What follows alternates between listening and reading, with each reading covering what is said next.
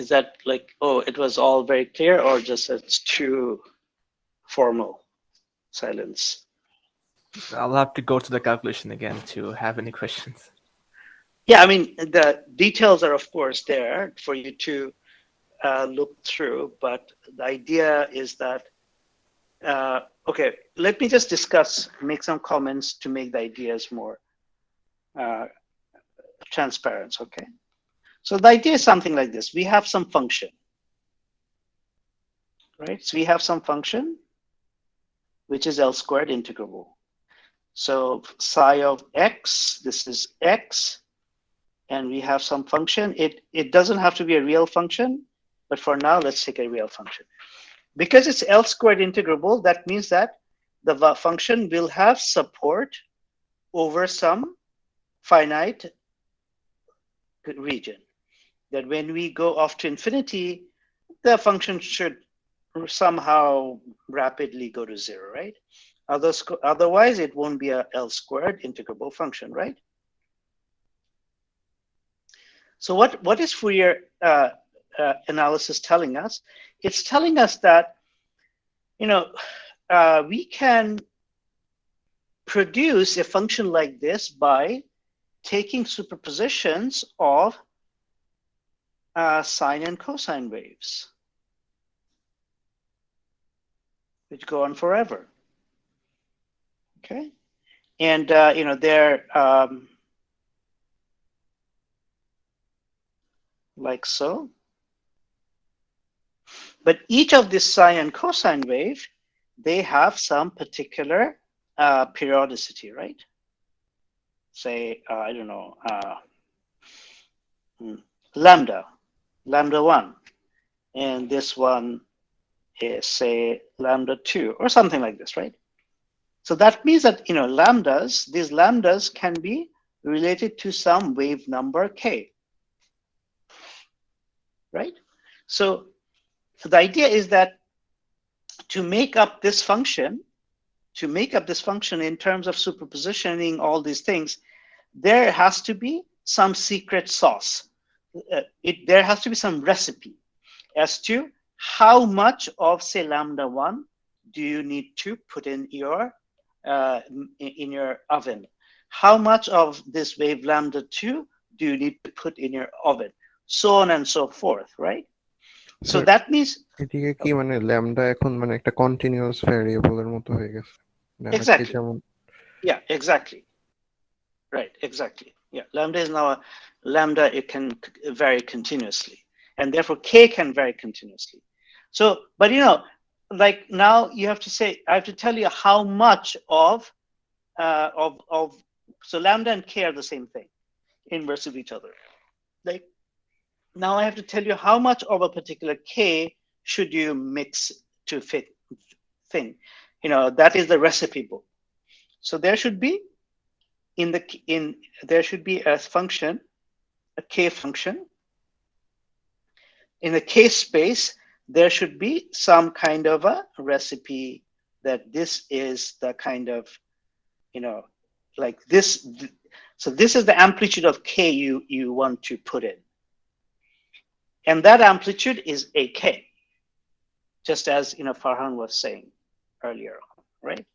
So this should be single valued.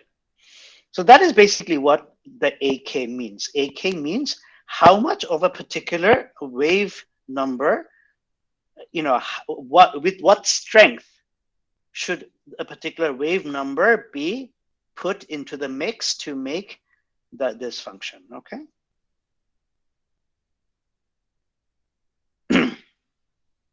Does that make sense?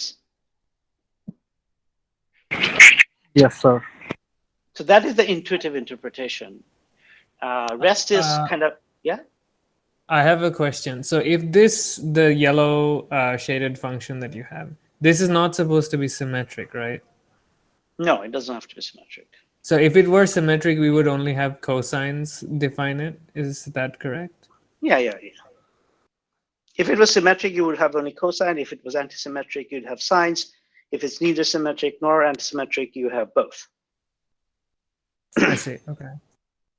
Okay. But you know, whether you define it by cosine or sine doesn't matter, because you can always change the origin, right? If you change the origin, a symmetric function becomes an antisymmetric. It can lose its symmetry. Although, you know, superficially only. You know, you basically have to add in some phases and stuff like that. Okay, any more questions?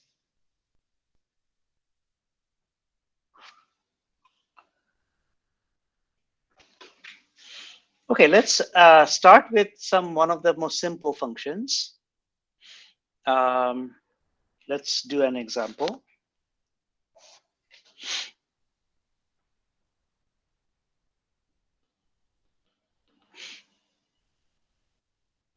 And because we're all gentlemen and women, let's do the top hat function.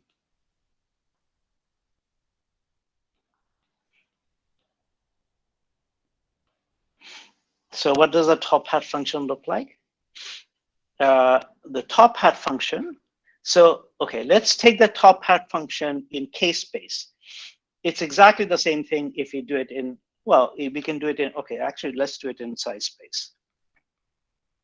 So this is going to be psi of, this is going to be 1 over epsilon for x less than epsilon by 2 to greater than minus epsilon by 2, and 0 otherwise, okay? So this looks like if I have,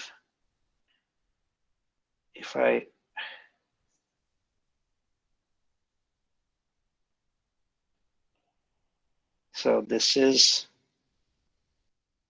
the scales are different. Okay, so this is going to be epsilon, and this is going to be 1 over epsilon. It's not necessary, but I've chosen its height and width in such a way that the area is 1. Okay, the area under the curve is 1, as you can see. It's just one of the ways of defining a Dirac delta function is to take epsilon goes to 0. Okay, so what is the Fourier transform of this guy? So Fourier transform is a of k is 1 over 2 pi integral going from minus infinity to plus infinity of 1 over epsilon, right? E to the power minus I kx d of x. Okay. All right. So so if I do this integral, what do I get? So I have some x dependency here. So I get something like, okay, let's just do this, okay?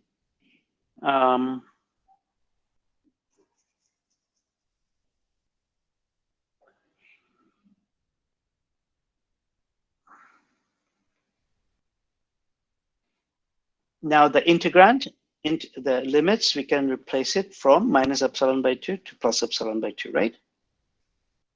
So 1 over epsilon, e to the power minus I kx d of x.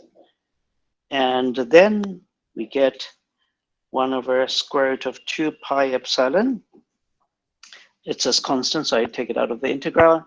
And I have e to the power minus I kx divided by minus ik. And this goes from epsilon by 2 to minus epsilon by 2. So if I now work this out, I get 1 over square root of 2 pi epsilon. And in the numerator, I get 2 times e to the power I epsilon x by 2. X, no, not xk by 2, sorry. K. Please make sure that I don't make any mistakes, okay? It should be a minus k by 2, right? Minus e to the power plus I epsilon k by 2, right? And then I have minus 2 I of k. Okay, so now that means that I can write this as 2 by pi epsilon square root. And then I have here this minus and this minus makes it sine of epsilon k over 2, okay, divided by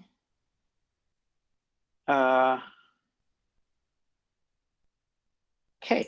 IK? Oh. No, the I goes away, right? Because is there an I there? No. I got No, mixed up. This sign has I's in it, right? Yeah. So yeah. So this, as you know, is the Cinch function, right? So graphically, what we get is that in our position space, this is what we have. But in K space, we get this very beautiful looking curve.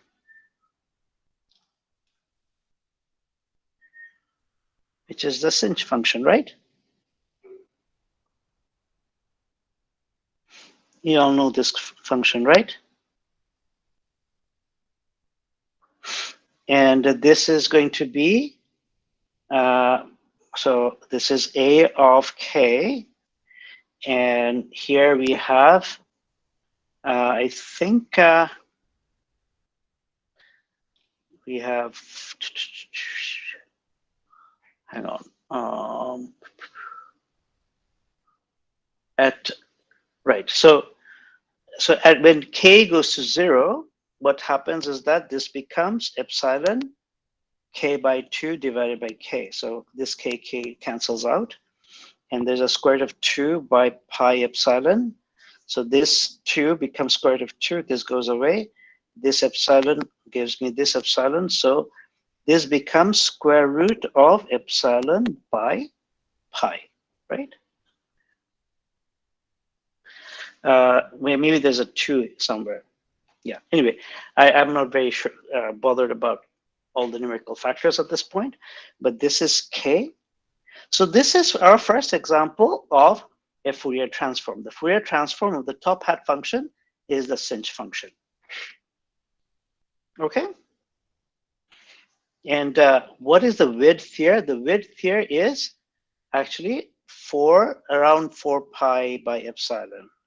It's 1 over epsilon. So that maybe it's a square root, I think.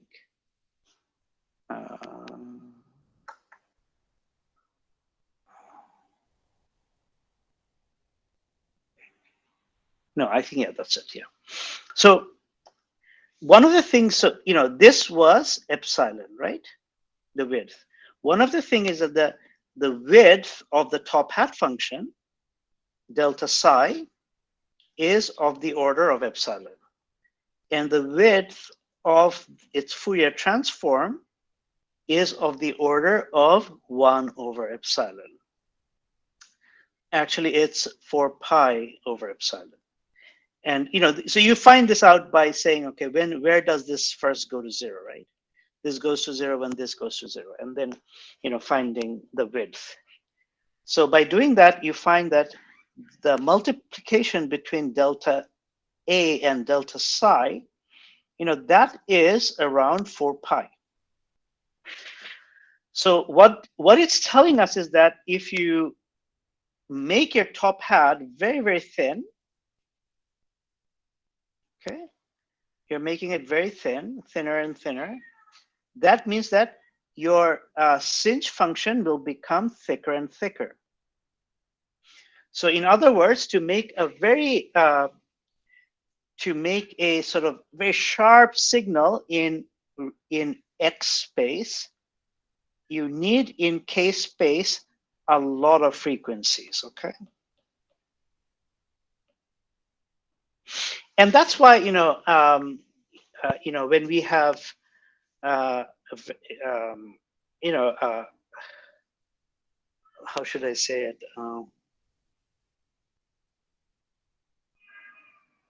Yeah, basically a pulse of light, a white light, right? So white light is something that doesn't have any frequency, or because essentially white light looks like a pulse, and therefore white light, when you do like a spectral analysis, it has all the colors. Okay. So similarly with white noise. Okay. Okay. Any questions? This is more kind of a heuristic interpretation of Fourier analysis. Sir মানে হাইজেনবার্গের uncertainty principal কি মানে যে PRX কি একটা আরেকটার Fourier ট্রান্সফর্মের Exactly. When we do Heisenberg uncertainty principle, you'll see that they're essentially X and P are essentially Fourier transform of each other in some sense. They're operators. They're operators, but the Fourier transform is essentially the reason why. And this relationship that I showed is exactly the reason why there's an uncertainty principle.